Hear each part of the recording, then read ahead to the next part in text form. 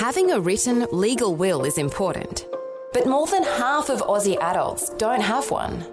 Vision has entered into a partnership with SafeWill, a leading online will writing platform, to provide you with an easier and more affordable way to write or update your will. As part of the Vision family, we want you to know about a way that you can write your will for free. Start the process now and complete it at no cost during Leave a Legacy Week from February 26th to March 3rd. See all the details at vision.org.au/legacy. A biblical perspective on life, culture and current events. This is 2020 on Vision. Let's turn our attention to some of the developments that are happening in the nation of Israel. And as you know, Israel has been at war with Hamas since the massacre of 1,200 Israelis on October the 7th last year. Well, speculation about what might lie ahead include a revived call for a two-state solution. Well, we're back today with filmmaker Hugh Kitson, who's behind the multi-series production of Whose Land. He helps people understand the history of conflict, exposing the lies and demonstrating the truth about Israel and the land that they sit on. Hugh Kitson, a special welcome back to 2020. Well, it's wonderful to be with you and a privilege to be able to talk to you from the other side of the world. Hugh, let's talk about Israel, because calls for a two-state solution, those question, don't they, even the right to sovereignty of Israel. And if you believe the propaganda that's being disseminated around the world, there are a lot of things that are being said that might not hold the sort of truth that you have researched now over many decades. What should we think about Israel and their right to sovereignty? Well, although we don't deal with the biblical right to sovereignty in Whose Land, and that's mainly because we're aimed at a secular audience, we certainly look at the legal aspect of it. And the original part one, we look at the legal foundations to the State of Israel, going back to the San Remo Resolution of 1920, and the mandate that followed it.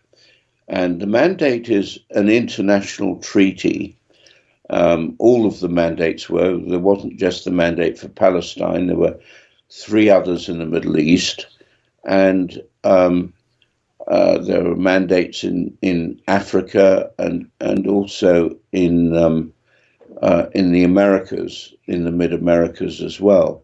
And they're all binding in international law in the sense that the intended beneficiaries were to be recognized as the beneficiaries. And this was carried forward from the League of Nations when that was dissolved into the UN Charter. So you've got that legal foundation to start with. And the mandate itself recognized the Jewish connection to the land, which at that time was called Palestine. So its historical connection was in the foundation of the mandate document, as well as their right to reconstitute their national home. So that's the start. Now, come 1948, with the War of Independence, and Britain had actually violated the terms of the mandate on almost every single level, you get this invasion from the 5 Arab armies. And according to the UN Charter, to invade another country certainly with the intent of destroying it or taking it over is a violation of international law, in the same way that Russia invading Ukraine is a violation of international law. And Britain was actually complicit in all of that. Britain backed the Arab invasion and certainly the Jordanian annexation of Judea and Samaria, which they renamed as the West Bank. So you've got this history which is basically ignored.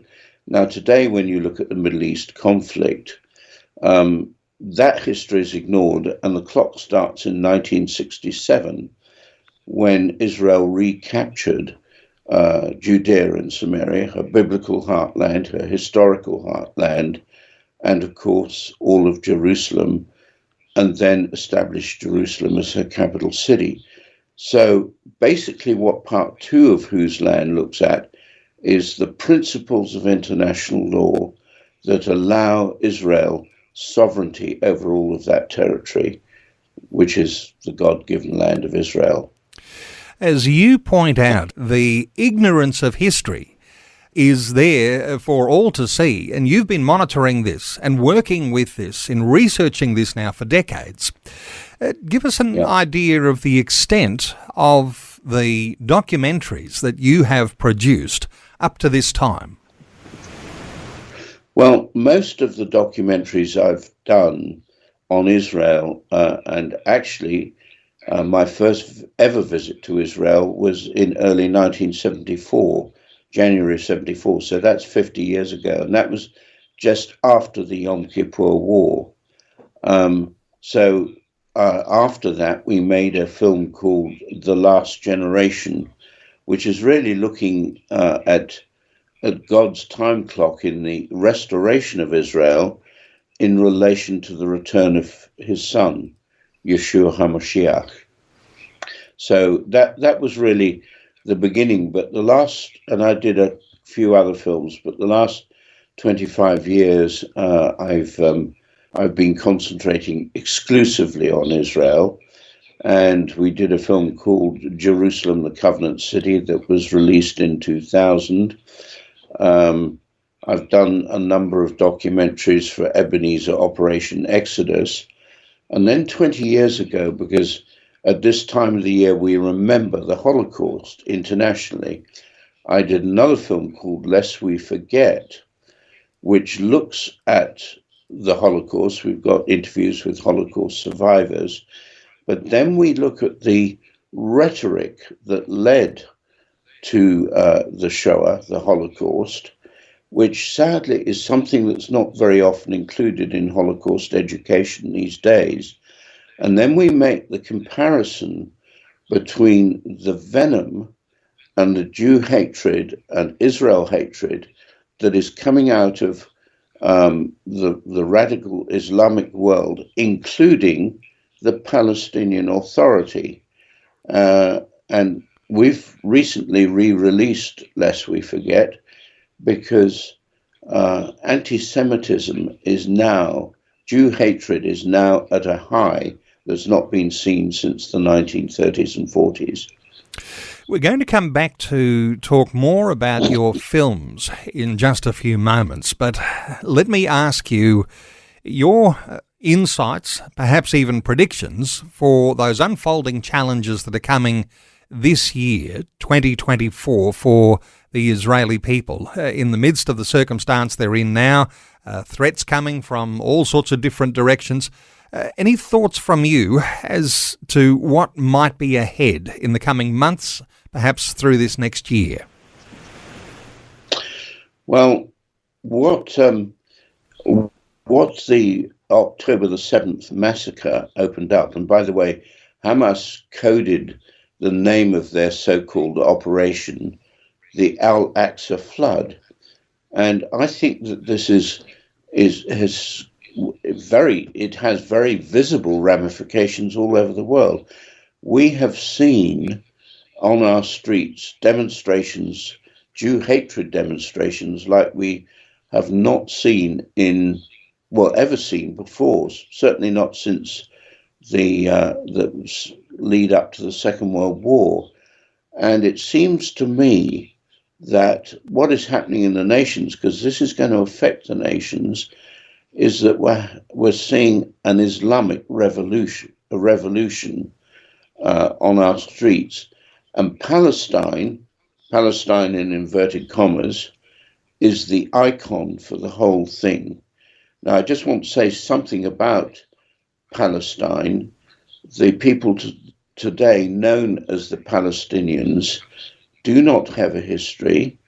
Yes, they're real people and they need to be accommodated, and international law gives them the right of self-determination.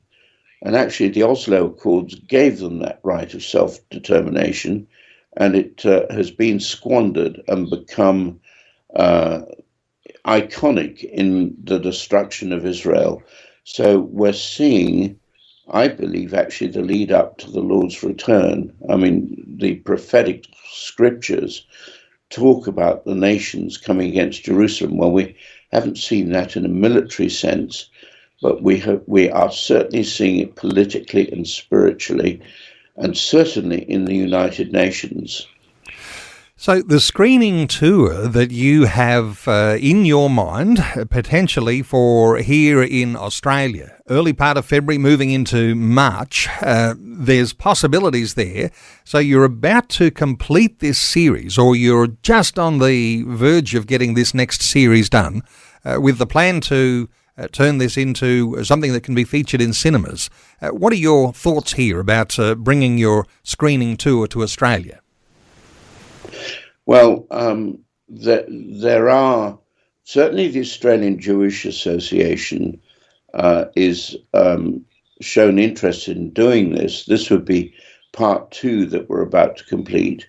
We've done quite a lot of work on a potential part 3 as well, which I'll mention in a moment. But part 2, as I said, looks at the legality, and people don't understand this.